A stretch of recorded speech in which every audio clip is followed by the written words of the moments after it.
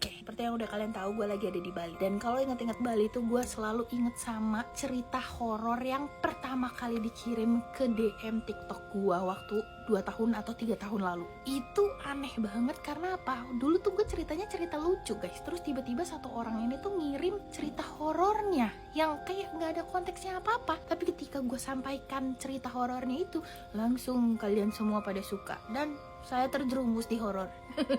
Jam 10:30, jadi ini waktu yang tepat untuk nyeritain cerita ini. Dan gue lagi ada di hotel sih. Background cerita ini tuh ada di villa guys. Cuman ya vibesnya sama ya harusnya, karena terjadi di jam yang mirip-mirip dan terjadi di Bali. Dan juga ada setan Bali gitu ya. Bismillah.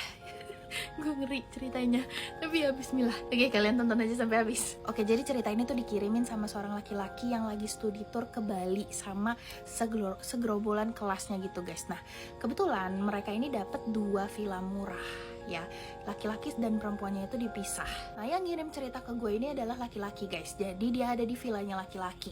Nah, sekitar kayak habis maghrib itu mereka kayak makan, terus mereka sholat bareng-bareng. Habis itu jam 8 malam itu mereka masuk ke dalam kamar. Nah, posisi kamarnya itu guys, itu kamarnya luas ya. Di dalam satu kamar itu ada 13 laki-laki. Dan di arah depan kamar itu tuh pintu yang mengarah ke halaman depan. Terus di belakang itu ada juga pintu yang mengarah ke halaman belakang yang dimana ada ayunan. Nah, salah satu temennya ini yang disamarkan namanya ini jadi Rio, dia ini ngajakin mereka semua itu untuk cerita-cerita gitu guys, nggak yang langsung tidur. Karena saat itu masih dia jam 8 malam. Akhirnya ya bener aja mereka cerita-cerita sampai sekitar jam segini, jam 10.30.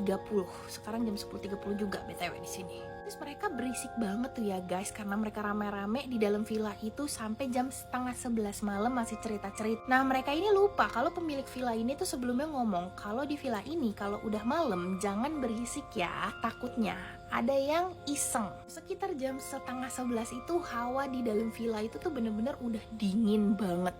Hampir jam 11 itu beberapa orang udah ada yang tidur guys. Nah, tiba-tiba aja dari dinding samping lemari itu ada yang ngetok kayak tok gitu. Nah, si Rio ini masih sopan guys di sini. Dia masih kayak ngomong, "Punten sahaya, siapa?" Lu tahu gara-gara ketokan itu beberapa orang yang udah tidur ini itu sampai kebangun guys. Nah, ini ngebikin salah satu temennya itu yang namanya disamarkan jadi Andi, ini tuh kesel dan dia ngetok dinding itu dengan kenceng, deduk, sambil ngomong, "Woi, bangsat." Nggak boleh diomongin itu ya kalimatnya. Ini tes haha gitu. Dia tuh marah gitu guys. Dan ini ngebikin satu kamar itu jadi kaget guys, heboh langsung. Nah, setelah diketok kayak gitu, ada balasan ketokan dari belakang dinding itu, kayak suara batu kecil yang dilempar 3 kali sebenarnya. Kayak masih sopan kan ya. Tapi entah mengapa ini rombongan yang anak-anak ini tuh itu pada emosi. Akhirnya si Rio yang tadinya nggak emosi ikutan emosi. Dia ikut emosi ngomong kayak gini, "Sini lu, kalau berani masuk kamar gua jangan cuma ngetok aja, bego." Kasar emang. Apa kata gua, kalau misal kemana-mana jangan ngomong kasar. Temennya nih tiba-tiba aja setelah Rio ngomong kayak gitu, dia ngomong kayak gini, "Rio, di belakang lu ada gorila." Nah, ini ngebikin yang ngirim cerita ini tuh ya guys ketawa karena dia nggak tahu konteksnya. Sehabis ngomong kayak gitu, Rio itu diem terus sambil pasang muka kayak ketakutan. Nah, ini ngebikin semua orang yang tadinya kira itu bercandaan jadi kayak serius dong. Rio kenapa? Akhirnya orang-orang yang lagi ngadep Rio itu fokus ke hadapannya si tatapannya Rio. Terus langsung lihat dong. Dan lu tahu di situ bentukannya itu badannya besar dan kepalanya itu kayak reok. Gue deg-degan banget sumpah, demi apapun gue lagi di Bali. Dan lu tahu, ini kalimat yang benar-benar bikin gue merinding ya. Ditulisnya tuh ya, yang ngirim cerita gue tuh nulisnya kayak gini. Dan aku langsung terima kalau itu adalah iblis yang pertama kali aku lihat. Terus pas waktu kejadian itu dilihat kan ya, itu bukan dia doang yang lihat, semua orang itu pada lihat ada sosok itu guys. Dan lebih detailnya, sosoknya itu tuh mukanya tuh merah, matanya tuh nonjol, terus giginya tuh tajam banget dan dia tuh berbulu besar banget. Merinding gitu dong.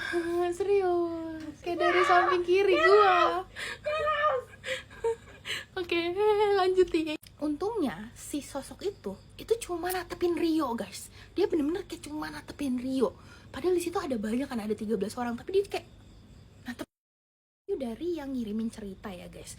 Nah nggak lama dia ini matanya tuh ngeblur, terus kepalanya tuh pusing banget kayak berat, dan dia langsung pingsan.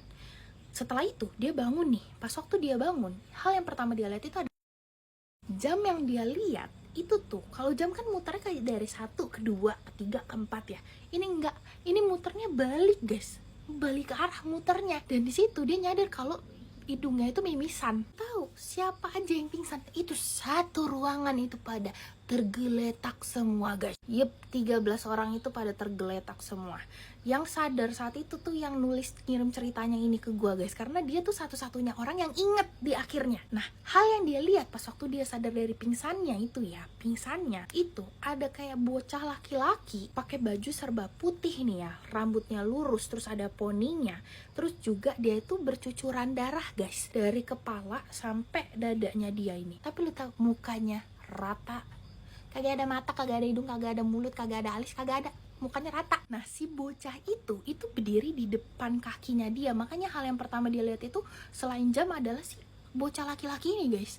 Dan itu dia tuh narikin kakinya dia satu-satu gitu, ditarikin. Nah ketika dia ngelihat sekelilingnya, itu cuma Rio doang yang masih posisinya kayak biasa duduk gitu guys. Dan di samping Rio itu ada perempuan rambutnya panjang dan pakai baju adat Bali. Dan sebelahnya lagi itu ada sosok kepala buntung yang darahnya itu kemana-mana guys, berceceran di seluruh rantai, sampai dia pun nyium bau darah. Dan si anak kecil yang masih narikin kakinya dia ini, itu juga ikutin narikin temennya kakinya satu-satu. Temennya tuh ditarikin semua kakinya, kayak dikumpulin gitu loh guys, mendekat ke arahnya Rio gitu. Itu yang gue bayangin ya, kayak disuruh deket-deket gitu loh. Tiba-tiba aja guys, bener-bener tiba-tiba aja darahnya semuanya hilang, terus semuanya bersih, semua orang langsung bangun.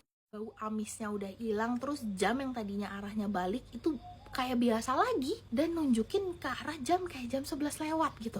Serius ada bunyi cicak di belakang gua takut. Di sini dia sadar kalau ini semua sudah selesai gitu guys. Dan tapi lu tahu apa?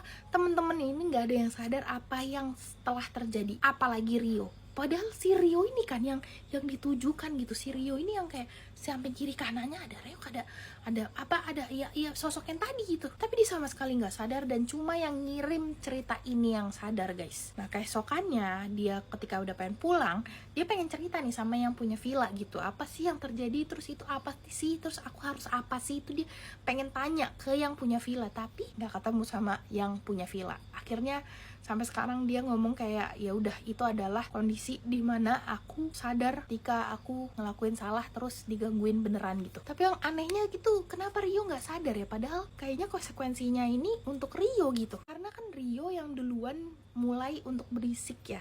Dan juga teman-temannya ini ada juga yang ngomong kasar gitu. Jadi ya moral of the story guys, patuhi peraturan sekitar.